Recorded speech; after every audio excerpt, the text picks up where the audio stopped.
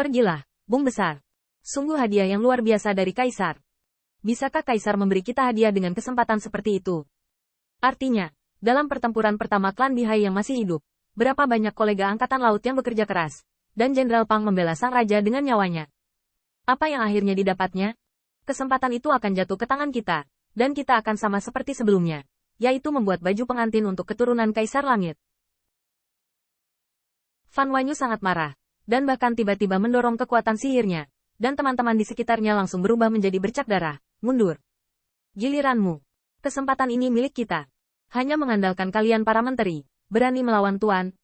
Qin Yichen mendongak lagi, dan melihat Jin Wu Haoping dan saudara perempuan kelimanya Jin Wu Haoru. Keduanya adalah sayap dewa yang bergetar, dan murid iblis itu berapi-api. 4 saudara. Biar ku tebak benar, bunga ini hanya punya satu bunga, dan hanya satu kesempatan. Bagaimana kita harus membaginya? Jin Wu Haoping segera berkata dengan keras, tentu saja ini milik saya. Kakak keempat, saudara perempuan kelima, saya yang termuda. Anda memberi saya kesempatan ini, oke.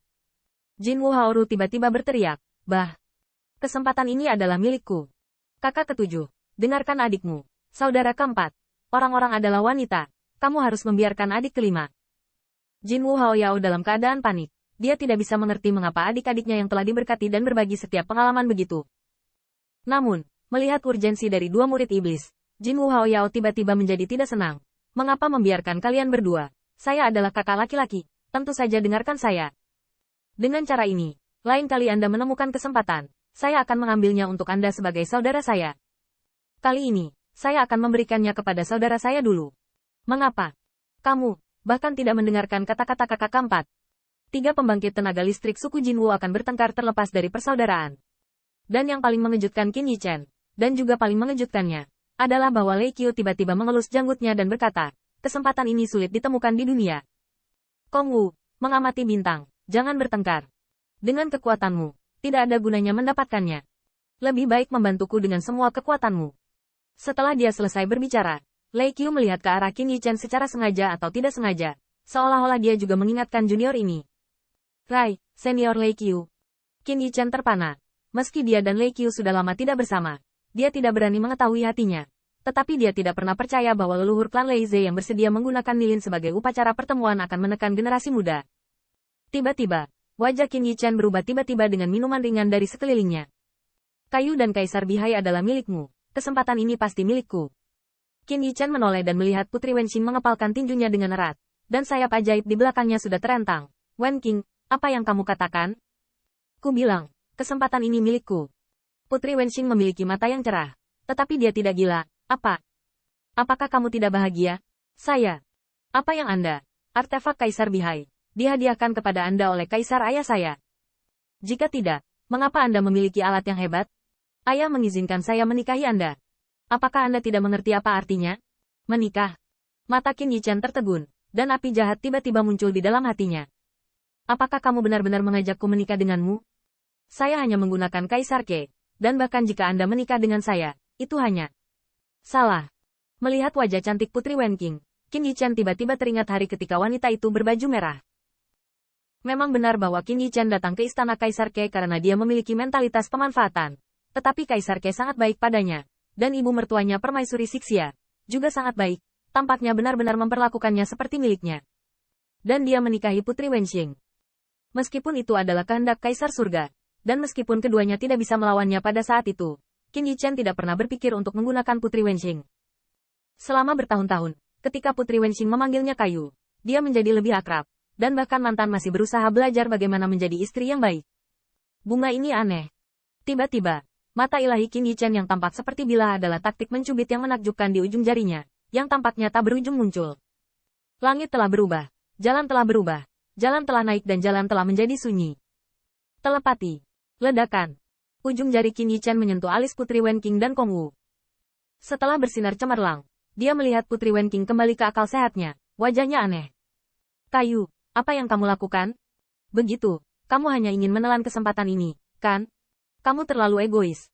Kong Wu bahkan mengertakkan gigi dan berkata, Tuan, Anda memegang semua harta yang Anda panen di sepanjang jalan. Anda sekarang adalah menantu yang baik dari Kaisar Ke, sungguh sebuah prestise. Kesempatan ini, saya akan berhasil. Qin Yichen tercengang, dan rekaman dari hati ke hati tidak berguna? Tanda seru. Bagaimana ini mungkin? Chuan Xinlu, itu adalah Taoisme tidak duniawi yang diciptakan oleh nenek moyang Ming Yang. Itu hanyalah permata hati dan jiwa. Dengan keringat dingin, Qin Yichen memandangi bunga Tao yang kelopak bunganya sudah terbuka lebar, menyebabkan langit melonjak. Dia tidak bisa membantu tetapi diam-diam berkata, mungkinkah aroma Tao yang dipancarkan oleh bunga ini bahkan tidak bisa ditahan oleh Chuan Xinlu? Jika bahkan Chuan Xinlu tidak berguna, maka, bahkan jika Kaisar datang, Anda akan jatuh di bawah bunga ini. Kesempatan apa ini? Qin Yichen merasa ngeri. Tepatnya, apakah ini kesempatan atau bahaya? Tidak, telepati tidak mungkin sia-sia. Qin Yichen mempercayai dan bahkan memuja kekuatan nenek moyang Ming Yang. Nenek moyang Ming Yang adalah kaisar generasi ke-18, dan dia juga dianggap sebagai naga suci.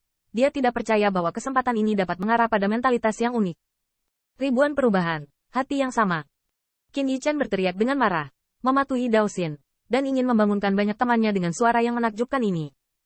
Namun, tidak peduli bagaimana dia mendesak Chuan Xinlu, itu tidak berguna. Bahkan Kong Wu bertengkar dengan leluhurnya Lei Qiu. Melihatnya, apakah itu pengadilan surgawi atau pengadilan iblis kuno? Semua orang mencoba yang terbaik untuk mendapatkan bunga ini. Ada banyak orang yang lebih kuat, seperti rumah mereka, bergegas ke bunga. Dan secara bertahap, bunga itu bersinar, dan gunung mayat di kaki semakin bergetar. Ledakan. Tiba-tiba, kelopak bunga mekar sepenuhnya, dan langit dipenuhi cahaya ilahi, yang berlangsung lama, seperti 1000 jalan yang tersisa di luasnya. Pada saat ini, bahkan Qin Yichen tidak bisa menahan gemetar di matanya. Dan bahkan ketika dia menjalankan catatan teleportasi, dia akhirnya mengerti betapa mengerikannya tersembunyi di bawah bunga Tao yang indah ini. Chuan Xinlu adalah metode Taoisme yang menekankan keutuhan hati, memahami jalan surga. Jalan surga tidak berubah, dan segala cara dapat dipahami. Tapi Chuan Xinlu harus membantu Qin Yichen mematuhi mentalitas tertinggi kebenaran, bukan sarana untuk mempengaruhi Taoisme orang lain. Singkatnya, Chuan Xinlu memberi Qin Yichen perasaan bahwa dia akan membimbing hatinya dan membiarkan dia melakukan hal yang benar, sehingga dia dapat berpartisipasi dalam semua kebohongan, dan memahami sifatnya besok. Dan bimbingan yang Chuan Xinlu berikan padanya saat ini tidak menolak gagasan untuk menekan Putri Wenxing dan teman-temannya. Ini membuat Qin Yichen tidak bisa membantu tetapi membuat matanya cerah dan gelap. Apakah Putri Wenxing atau Kong Wu, serta semua pembangkit tenaga listrik yang memperdebatkan bunga ini, mereka benar?